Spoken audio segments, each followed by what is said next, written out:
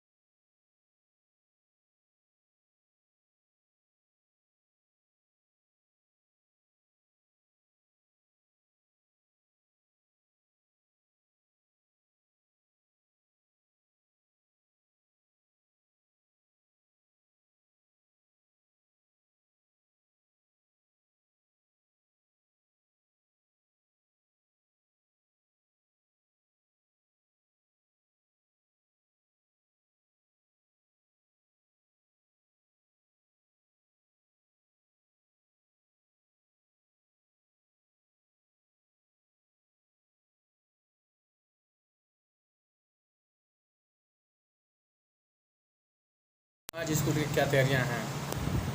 रमज़ान के पाक महीने में अंतिम शुक्रवार को जो जमातुल विदा जुम्मे की नमाज होती है, इस लॉकडाउन के प्रवेश में सभी लोग अपने अपने घरों में, जैसे लोगों से वार्ता की गई, संत समितियों की मीटिंग और इस तरह से, तो आप देख रहे हैं लोग अपने अपने धार्मिक रिवाज को, इस जुम्मे की नमाज को घरों में रह करके पूरा कर रहे हैं और भगवान की इबादत कर रहे हैं अपने अपने तरीके से एहतियातन, क्योंकि किसी को इस काम में कोई बाधा न उत्पन्न हो, कहीं कोई अफवाह न फैले, कहीं कोई समस्या न हो आवागमन में।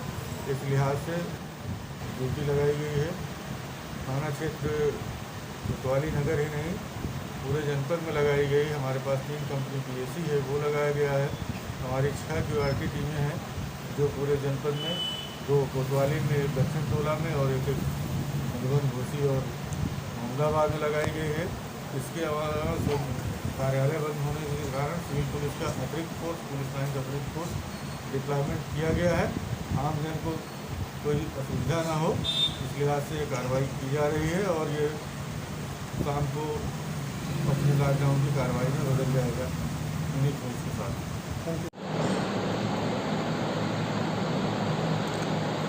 तो आज अलविदाई जुमा का दिन है और ये तो सारे लोगों को मालूम है कि रमज़ान मुबारक का महीना बड़ा ही खैर व बरकत का महीना होता है।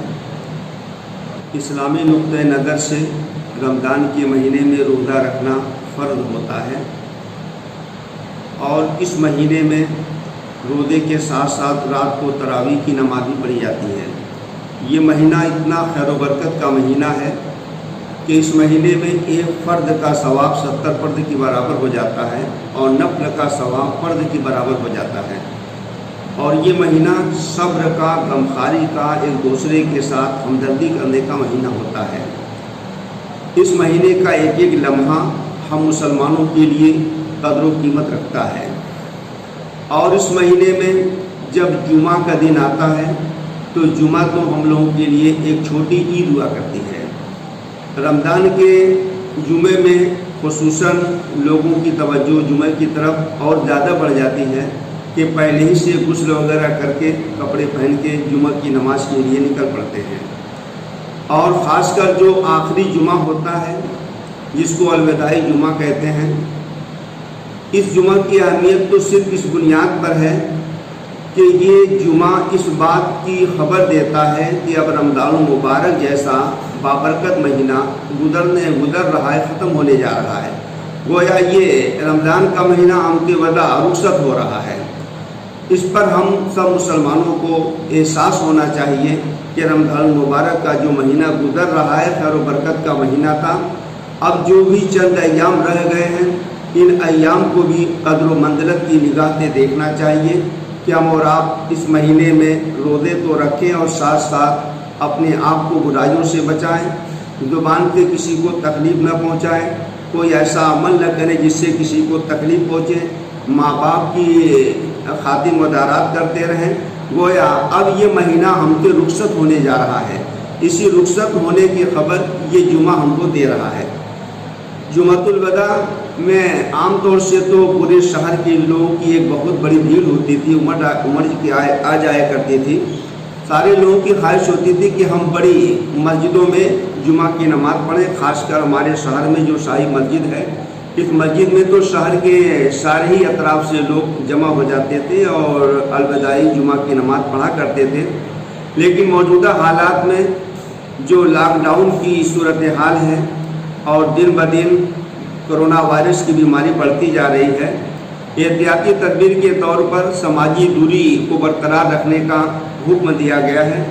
लॉकडाउन पर मुसलमान तो मुकम्मल अमल कर रहे हैं, मुसलमान के सिवा और लोग भी उस पर अमल कर रहे हैं, बल्कि सारे ही लोग मुल्क के अंदर रहने वाले सारे लोग लॉकडाउन पे अमल कर रहे हैं। इसीलिए नमाज जैसी अलविदाए जुमा जैसी नमाज मस्जिदों में पढ़ने के बजाय लोग घरों में पढ़ रहे हैं। गर्चे उन लोगों को तकलीफ एहसास तो बहुत है कि मस्जिदों में नमाज होनी चाहिए थी, क्योंकि मस्जिदों में जब लोग जमा होते हैं अल्लाह से दुआएं करते हैं तो उससे बीमारियां दूर होती हैं, मुसीबतें ख़त्म हो जाती हैं। लेकिन जो हुकूमत का हुक्म है, फरमान है, उसकी जो हिदायत हैं, हम लोग उन हिदायत पे अमल कर रहे हैं कि मस्जिदों में चंद अपराधी जुमा की नमाज़ पढ़ते हैं और जुमा की नमाज़ पढ़ेंगे और बकिया लोग अपने अपने घरों में समाजी दूरी बना करके जुमा की नमाज़ पढ़ने का अहतमाम करेंगे।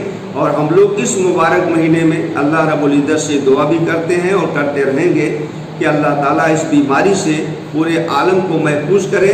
और हिंदुस्तान में भी जो ये बीमारी तेज़ी के साथ फैलती जा रही है, अपना पाँव पसारती जा रही है, अल्लाह ताला इससे हम सब इंसानों की, सारे हिंदुस्तान के बाशिंदों की हिफाजत फरमाएँ। कि अलविदा की नमाज हम घर पे ही पढ़ेंगे?